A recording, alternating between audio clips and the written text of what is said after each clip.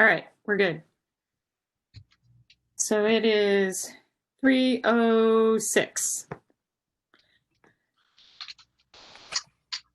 So my goal today is to keep this to an hour because I know at the most, if we finish earlier, awesome. And if we need to schedule another time or do some running around and do something by email, let's agree to do that because I think everyone's busy and we want to be respectful of everyone's time.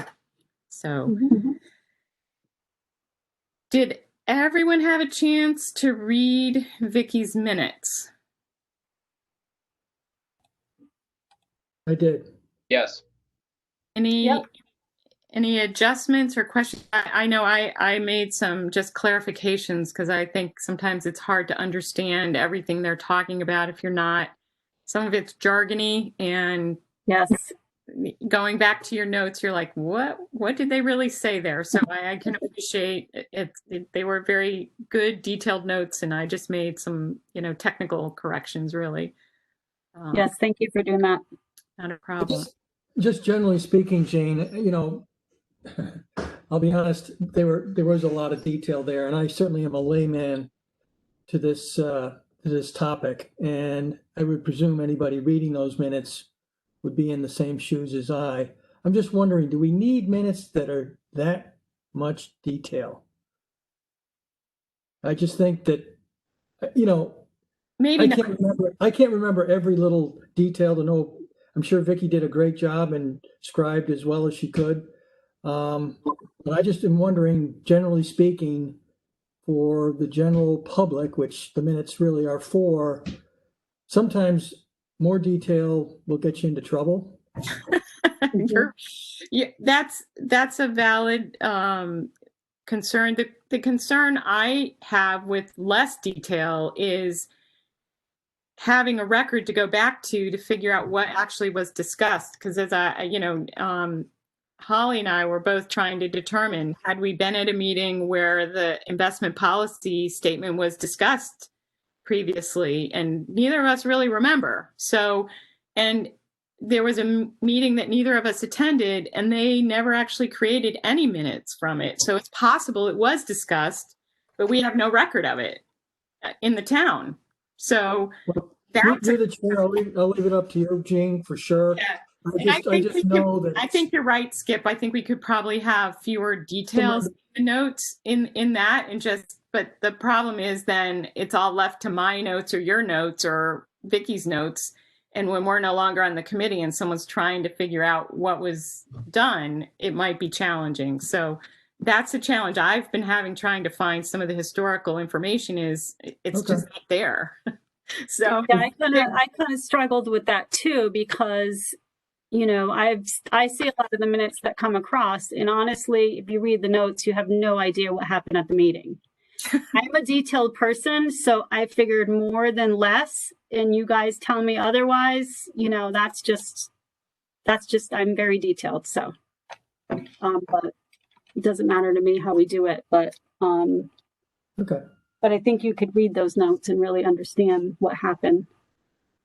Yeah, the other thing about that is we are actually recording the meetings. I don't know how long the recordings will be kept. So potentially, if someone had questions about what happened, we've actually recorded them, which is unlike most of the meetings, right? That boards and commissions in the past, there were never a recorded meeting that I know of.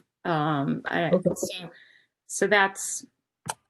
It's just a general observation. I'm fine. Oh, I appreciate that. It's probably something to think about. Of how do you say we talked about this and leave it at that?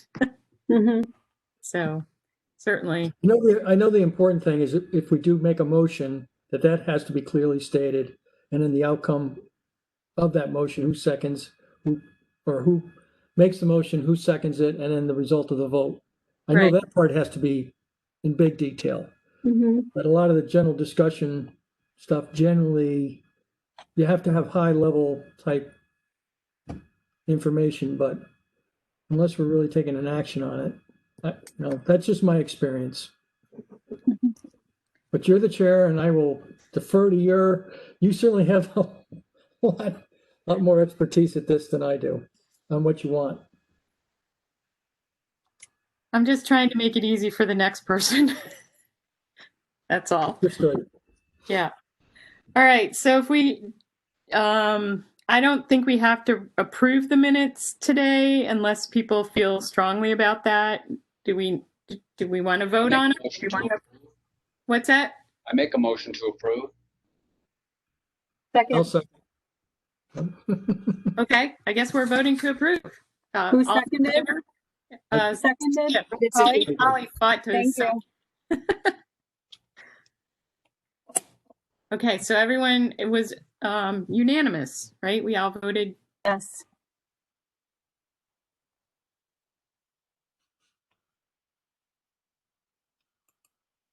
Okay, so on the item number 3, the discussion of the presentation and the investment policy statement. I know Rick had some questions, which I greatly appreciate your detail. And the response I got from Passy and about those questions. So we do need to take some action on the investment policy statement, but I don't think we have to do it today.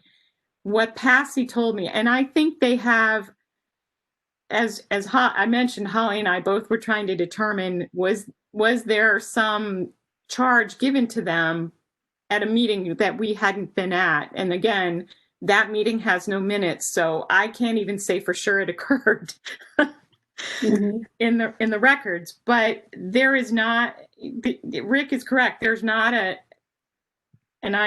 investment policy statement that has been approved by this committee since 2014. And I believe that from talking to Passy that this is their sort of first cut at recommending one to us. So they have said, you know, we can use this as the basis for our new one. And then this committee should take a look at it and decide if it meets our needs and then decide whether or not to approve it. So I don't think we're ready to do that today. But we can certainly say, we like this, we don't like this, we want more detail on this from them to help us understand what we're actually doing and approving. And again, we never got to this piece of the presentation, so they never highlighted this at all in the meeting. Okay. On the notices, so they have advised me that the 404C notice is actually not a notice, but a part of the plan of the document. And it basically, they said, we comply with 404C as it pertains to self-directed fiduciary standards. So they're thinking that they didn't necessarily understand what your question on that one was. But on the 404A5 disclosures, those are sent out annually or when there are fund changes. I guess I would say Holly and Vicky are both participants, so they could state if they receive those regularly. I got nothing. I don't know. I have no email idea. them, Holly? I don't think I get emails from them. I don't. I don't know. I don't get a lot from them. Yeah, either. Do you get anything in the mail? Not on a regular basis. Not enough to remember getting it. I'm not going to say that Exactly. they don't send it, but I don't give it a lot of attention if they do. So you don't get like a quarterly statement or anything? Yeah, from T-Row. That's what I mean. T-Row. T-Row I'm is. sorry, I thought you were saying from Passy. Passy. No, I don't think Passy actually does send the. Oh, no, I get my T-Row statements, yes. Sorry, I was not understanding who they were coming, what you I thought you were saying I Cassie sent something believe out. that T-Row, as the custodian and record keeper, is the one that sends the notices. Yes, I get I mail just from make them. sure that they do. Yes, yes. And my statements are online, so I just go online. Do they send you an email reminder, hey, Yes, because I or- do remember getting one not too long ago. Can't remember what it said, but I did get one not too long ago. I would say within the month, and it could be just your statements ready or. My question was driven by the IPS that they presented, and they presented it in the part of the meeting that we spoke with as it was a fait accompli, and that it was our, the litigator's worst nightmare, which it's just the opposite because it's unsigned, not ratified, is that the IPS says that plan participants will be notified of 404C compliance. So if they'll be notified, it should be simple enough. Okay, well, maybe when they enroll, they get that. Okay, that's fine. And then it says annually they'll get the 404A5 disclosure. Maybe they're getting those, but that shouldn't be a surprise question to anybody. If it's in the IPS that they apparently drafted, that should be a pretty simple answer. So that's where those questions came from. Right. Okay. So they have advised that T-Row handles all the noticing. So that's true. And I was also told that the 404C notice was actually part of the SPD, the summary plan description, which all participants are provided when Yeah, makes sense. they join. So that is, in fact, what happens. They get that when they become a participant. That at least that's what's supposed to happen, is they're supposed to get a copy of the SPD. That makes sense. That would be industry standard. So I completely believe that that's accurate.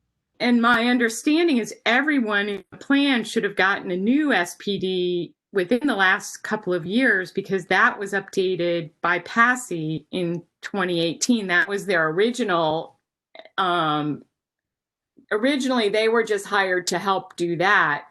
When it was determined that the plan actually was a multi-employer plan, so they had to adjust it because it never said anything about the school district, even though all the school district employees were participants. So it was, that was done in 2018. So everyone in the plan should have gotten a new SPD at that point because it was rewritten, I would assume.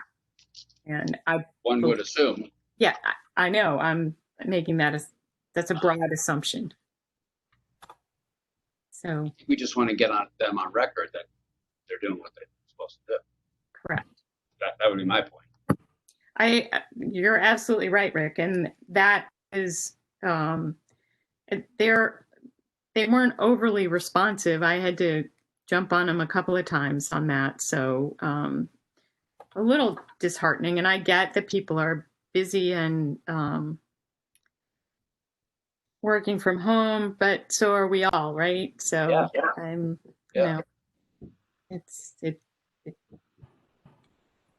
and the other question that you had, I think I answered that both from PASI and from T-Row, that T-Row is paid from the revenue sharing, but PASI is not. Right. And that was actually, I actually found the documents that the town sent to T-Row authorizing that change to the payment when we hired PASI as the third-party administrator. And it's very clear that they are paid from a, 0.15% annually billed quarterly to everyone's account. So that should actually even show up on your quarterly statement that shows a payment went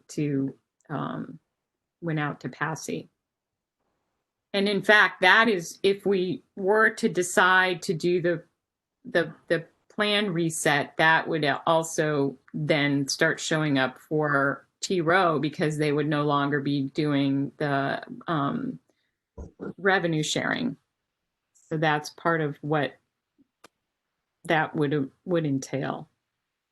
So I'll give everybody what, I don't know if you want it, but I'll give everybody my 2 cents. The pricing of this plan certainly appears reasonable to me based on the size of the plan and other participants. I think that I will tell you from experience that whenever there's a change with how people pay for things, even if there's at the end of the day a net benefit to that change, which would be the case here based on what our discussions, if everybody recalls, there was going to be a reduction in the overall cost. It was just going to be people were paid differently. They were going to be paid on a more transparent basis, really, which, you know, is good. I would expect people would think that they're all of a sudden paying more than they were before, even though that's not the case. I just think that the committee should be aware that questions could come up.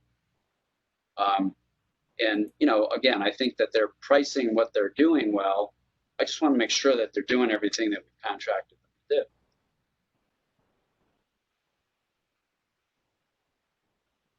And part of it goes to if there is a not a repricing, a reset. I think we should ask PASI to go to T. Rowe Price and say, hey, listen, you know, we'd like to request an exception for that. They could say no. It doesn't hurt to ask. An exception to what, Rick? I'm sorry. To there being the 12-month waiting period to get money out of those fixed account, that gig account. So the 12-month is for a plan-wide change. So, but it doesn't preclude any participant from moving out of the stable value. So the thinking on their end would be to, although I don't know how successful it would be to educate the participants who are actually in the stable value and encourage them to do that on an individual basis even before the year is up. So I didn't get the sense from because I talked directly with Dan from T. Rowe about this when it came up. He emailed me about it. We had a conversation, and he apologized for not bringing it up in our meeting. He had forgotten that was the case. And in fact, when I went back in my notes, I had a note about there being a 12-month delay. Yeah, I saw that. A year ago. So it's I'm surprised. I mean, I think with respect to I wasn't overly comfortable with the response to how well they're following this education dictate. You know, I didn't get a warm and fuzzy that they were really all over making sure they're doing everything they can to educate participants.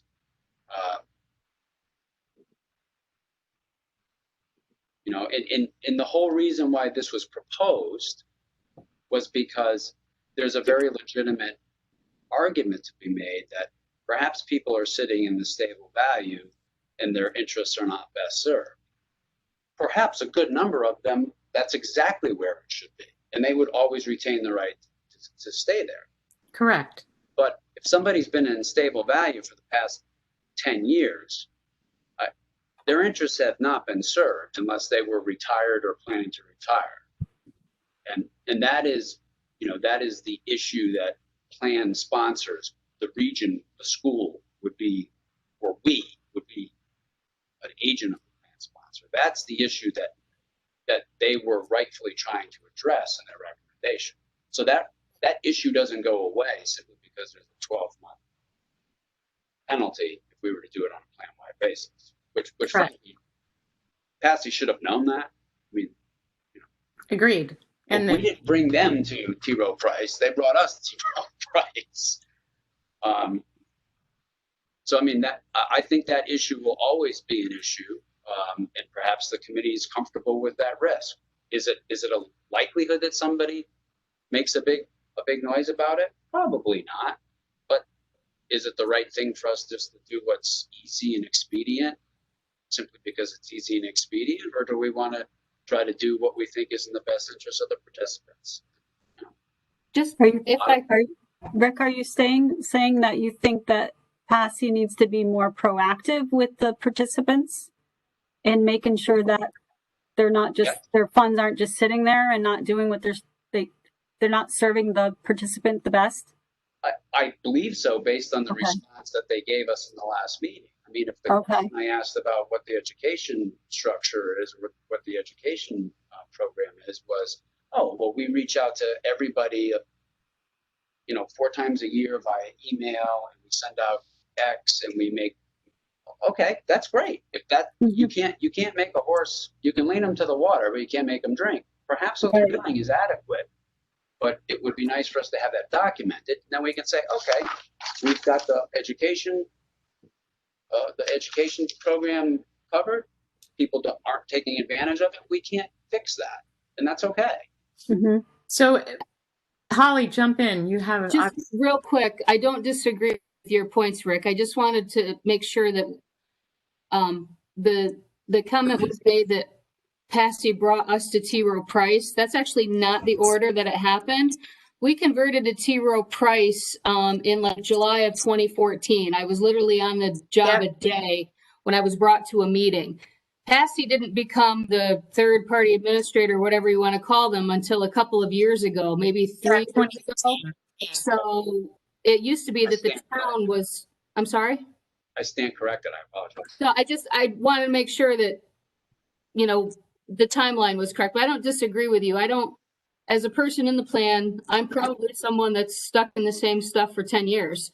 I don't look at that stuff, but I don't recall any educational outreach either, but that doesn't mean it didn't happen. It could be that I wasn't paying close enough attention. So I guess my question to Passy would be, and to T. Rowe, because they definitely both have talked at meetings that I've been at about the education piece.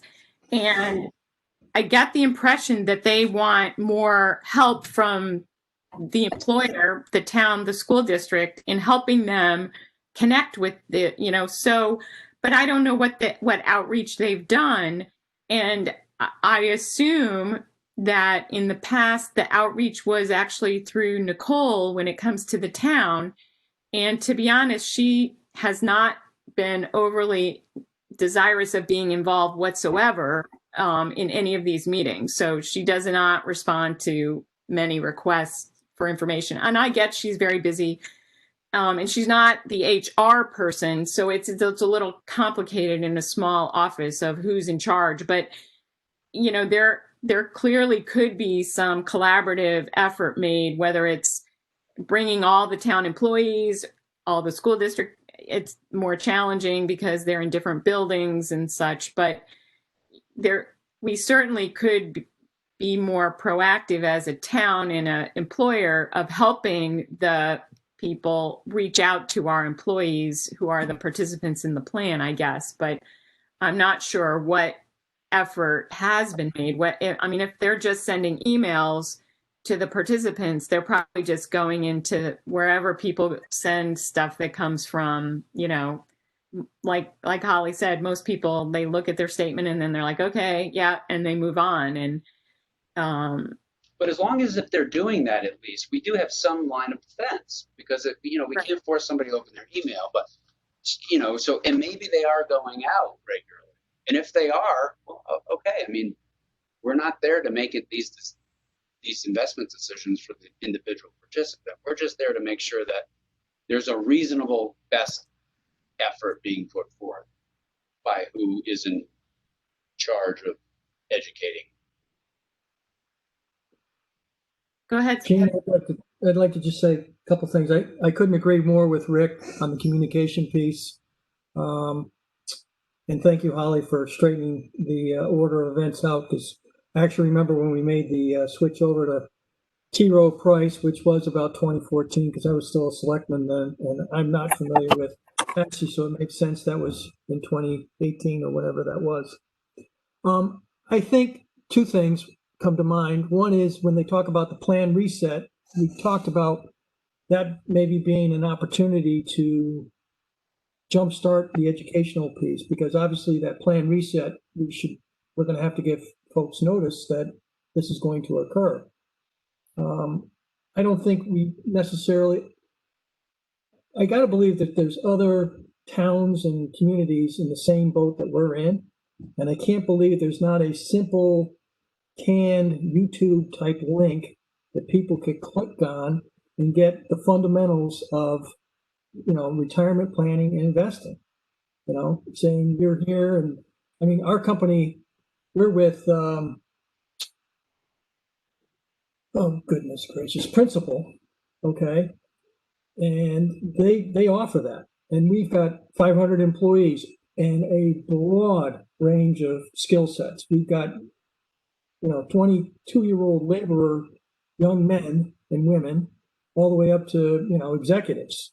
So it's a generic, but at least it gives you an idea, explains the compounding factor. You start with snowball small when you're in your 20s, and by the time you're 50 or 60, it grows, and your tolerance for risk and all that. I think, at least we could have a link. I can't believe that T. Rowe Price or even Passy has something like that. They absolutely do. I'm positive T. Rowe has it. They've shared it with us in meetings. What I don't know is how it gets to the participants. So is there, I don't know that there's anything. Well, I think that so where would the the link be? I guess that's the question. Yeah. How would they get it?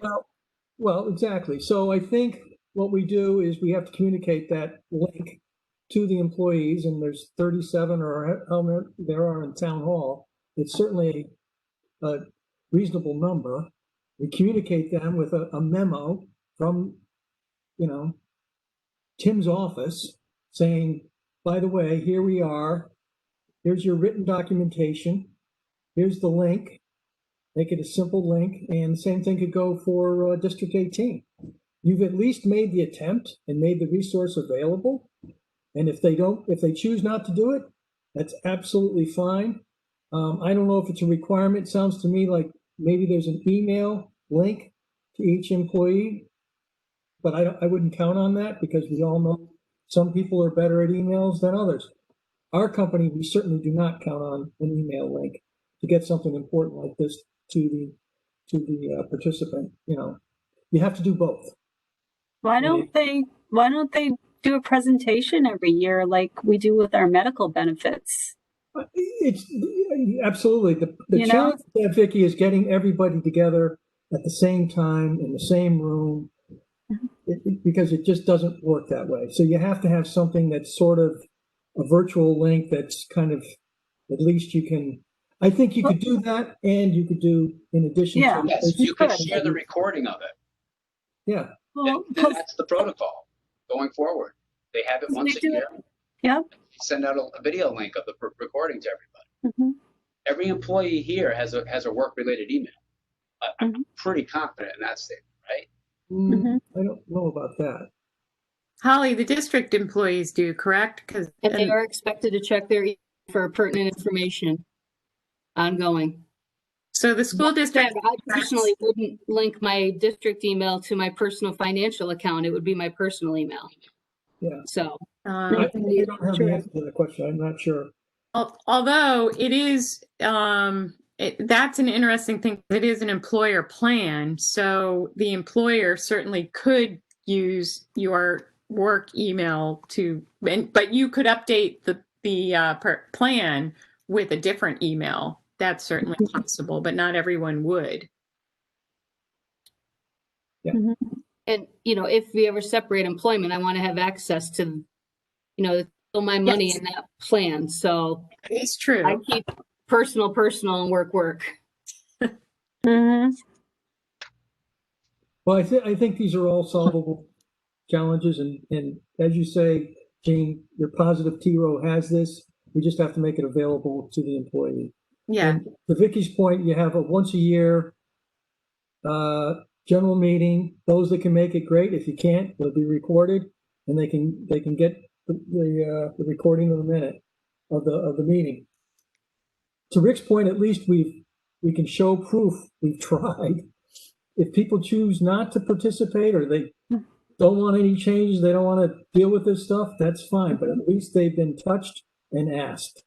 I think that's way better than saying we're doing nothing. Yeah, I think it would almost be beneficial. I know with our medical benefits, everybody shows up. Unless you're out sick, everybody shows up to that meeting for the town. Okay, And, you know, if they did something like that with a presentation and then, you know, make appointments in the afternoon if anybody wants to go over their individual plan with the investor, Yeah.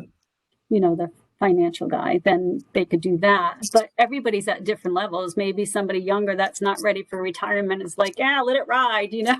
Other people that are getting closer, like me, eventually, might want to be a little bit, you know, more confident in what I'm invested in. So, Right. I think that's something we should definitely try to achieve as a committee. mhm. I completely agree. And, you know, I know that they have that. They've talked about they being both Passy and T Rowe, and they talk about doing this at every meeting that we have with them. But again, what we haven't seen is what they have actually done to communicate that. We haven't seen the communications that they've used. So I guess that would be Perhaps they've done it. We just want to document that it's been done. right. Yeah. And I think that is a valid question to ask all of them. I mean, that's part of our due diligence of making sure they're actually doing the job we hired them to do on behalf of the participants. So, and I actually think that's why we hired them, because as a town and a committee, people weren't confident that they could do that part. Although you would think T. Rowe Price would have been able to all along and should have been doing it, I would have assumed. And whoever was the record keeper prior to T. Rowe Price, I saw the documents, I don't remember who it was, but Mhm. Might have been Merrill Lynch, or I forget.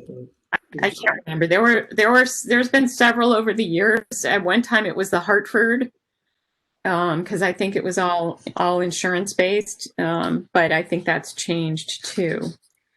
So on the pension, well, on the investment policy statement, are people comfortable with taking what they've provided as a starting point and reviewing it and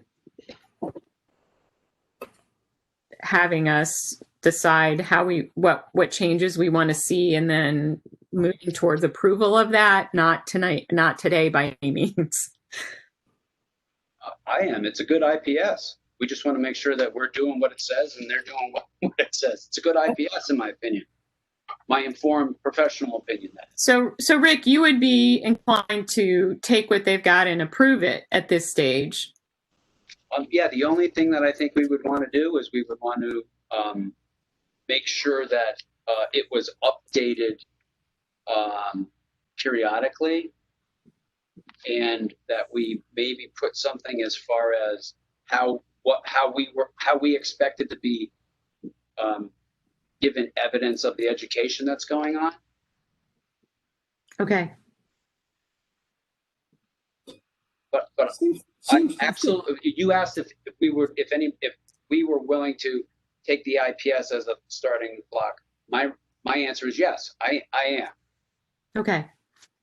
I don't know what everybody else feels, but I am. Rick, you and I have worked together a long time on different things, so I trust your judgment. And I think, as I said, I think this is a springboard to start our communication with the employees. I think, as I think I said at the last meeting, or maybe a couple meetings ago, I think it would be a good idea to just put together a simple memo or a communication written that we can give to each employee, saying that this committee, and give our names, is working on their behalf, and these are some of the items that we're working on.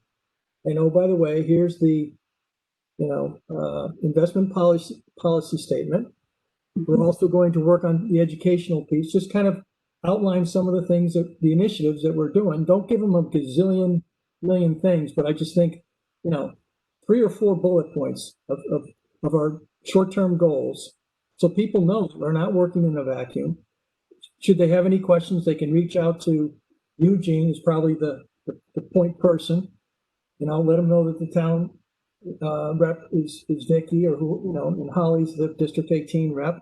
You know, let people know what this committee does, because I think we kind of are in a little bit of a enigma. People don't really know. Well, to be honest, Skip, there wasn't even anything on the town website about there being a pension committee. No, there wasn't. So, you know, it's our job to kind of take the lead on that, and I think we can easily do that without making it, you know, a simple pager and just say, you know, there's going to be more to follow. We're talking about doing a plan reset. You might want to just, or maybe you say that for your next little newsletter, if we're not ready to roll that out just yet. Let's just start with some basics. Okay. I can take that on as I'll draft something that we can all look at. So on the pension plan reset, obviously we have the 12-month, currently we have the 12-month hold waiting period to do the full plan reset, which actually, although it delays it, it actually does provide that opportunity to educate and encourage employees to do, because there's nothing. So I was worried that the minute you say we're doing a reset, you can't touch the stable value fund, but that's not the case. Individual employees can always move in and out of the funds. It's the plan-wide reset, which in fact I wouldn't want to do without making sure that the employees who are in the stable value understand that and have the opportunity to opt out if that is in fact their decision, right? I wouldn't want to just say we're doing it next week, and you know, if you don't want to do it, let us know. And people are like, what are they talking about, right? That's not what I would want to do. I don't think that's fair to those employees who actually, or participants who actually want to be in that. As Rick said, there may well be some who made that conscious decision. There's likely others who didn't, because that was for a long time the default investment. Yep. I think what you have to do, you almost have to have their consent, right, on what's going to happen. And I think, to Vicky's point, maybe you have that big meeting where you have everybody there and you do your educational piece. You have enough people there, and a simple piece of paper saying, do you want to go for the reset or do you want to stay where you're at? Yes or no. Simple as that. Because if you start messing around with people's money without their consent, that's going to be a problem. Right.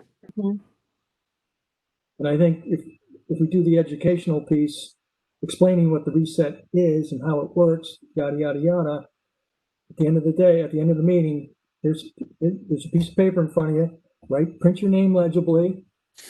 You want to do it or you don't? Yes or no? Simple as that. And you have to abide by their wishes. Because you've done your education, you've laid out the option, it's their choice. Collect the pieces of paper, we have the records, we can scan them, put them in a document somewhere, done. And then have some method for contacting anyone who wasn't at the meeting as well, right? Yeah. But the real question is, do we agree to move forward with the reset knowing that it can't take place for a year? Do we start the process now? Are we comfortable with starting the process, or do we say we want to wait until we've educated first? Yeah. What's the actual date what's the soonest we can do the reset? 12 months from whenever we say we're going to do it. Literally, if we say today, then it's September of 2021. Okay. I think it would be reasonable for us, if the committee agreed to agree to the reset in 12 months. I think it would be reasonable for us to go back to Work together. yeah, and we can address everything we've talked about today with this directive. Right. Yeah, we have authorized, if we do, goal to do the reset in 12 months hence, and here's what we are asking, and go do it and report back to us when it's done. Right? And everybody is going to be given the option to opt out. And if we give everybody who's a current participant and really most people who would be impacted by this are long-term participants because new participants are automatically defaulted to the target dates. Correct. So For it happened for at least 2 or 3 years. 2 years, I believe, 2.5. Yeah. So everybody, the vast majority of people who would be impacted by this could be notified now and have 12 months to act or not act. Correct. So is there a motion to vote on the committee whether we wish to proceed with the reset 12 months hence? Is that the motion? Yes.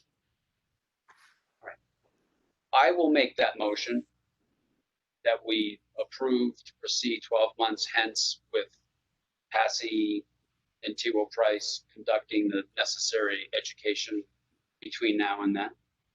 Yeah, and we could use October 1st as our date, October 1, 2021, because that's the start of the fourth quarter. Yeah. Mhm. I think Yeah. that's a good date. I'll second that motion. Any other discussion? I share Rick's confidence. I think we can get that. I think we can get that all done.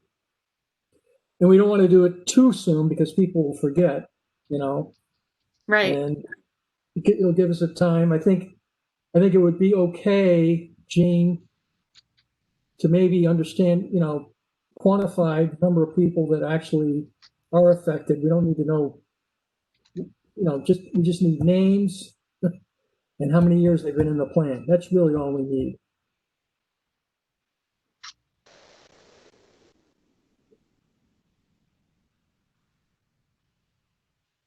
Do we need a vote?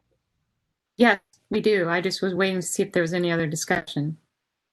Okay. All in favor? Aye. Aye. Okay. It's unanimous. My charge is to go back to the folks at Passy and T. Rowe, let them know that we've approved the reset and with an effective date of October 1st, and taking the steps that we've outlined here today to educate participants and get their buy-in. And then we'd actually like them to provide us with their timeline and educational plan and all that sometime in the next 30 days. Does that seem reasonable? I I do. think so. And I think we're going to have to kind of help them, Gene, be the facilitators, you know, be the promoters or whatever. I think we have to do that in-house. To expect them to do that, it's going to be a collaborative effort. And I think that's the way you have to present it to them.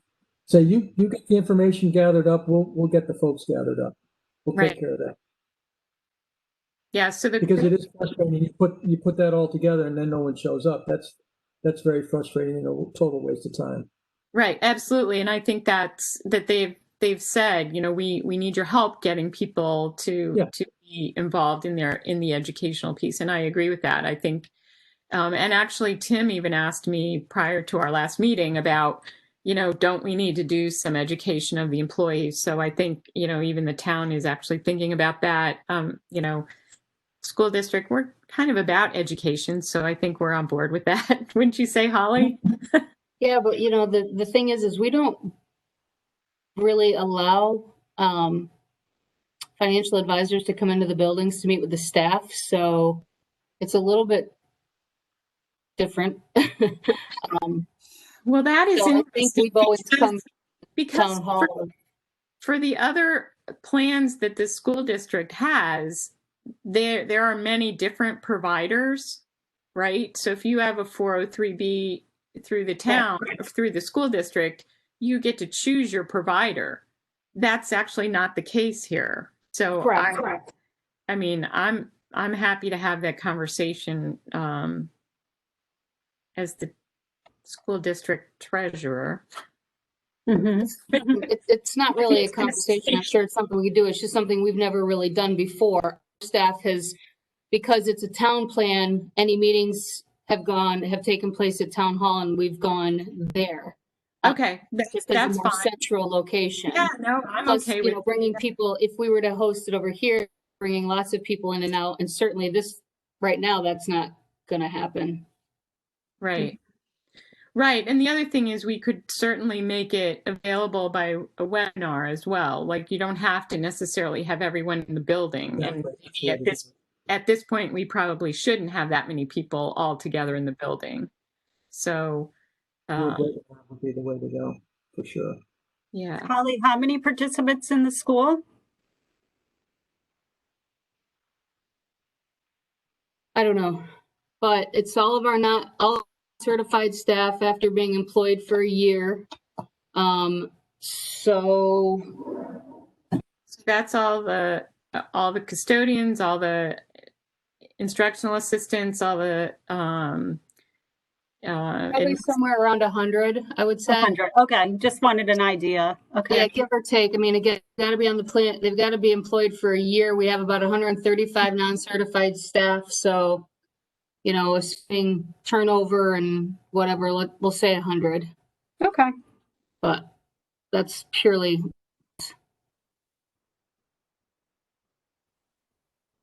yeah, And that's Vicky, we have about 35 town of Old Lyme participants. I would say so, yeah. So it's a manageable number. It's not huge. Yeah. Roughly a third of what the school is, district is. Mhm. And then there probably are also retirees on the plan. Hmm.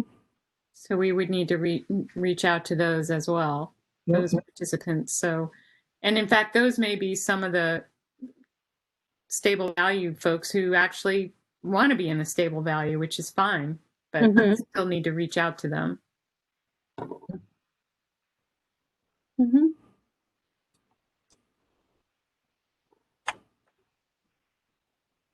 Okay, well, I think that covers most of what we were going to talk about today. Other questions? No, not here. I think we were very efficient. That's my goal, Skip, is to try and be respectful of people's time. Rick doesn't We're all like you, busy, especially Vicky. She's got a serious job this year that's a lot more complicated. Oh. So we want her to get Oh. right. Exactly. I thought you were talking about my horseback riding that I'm going to next. We don't want there to be any fraud in the town of Old Lyme. Oh, gosh, no. Nope. Okay. Nope. Keep All us right. honest. So at this point, I think we're good to adjourn the meeting. And if there's So no moved at 3:54. second. Everyone, thank you, Jean, for running the meeting. thank you all. Appreciate it. Thank Bye. you. Great. Bye-bye.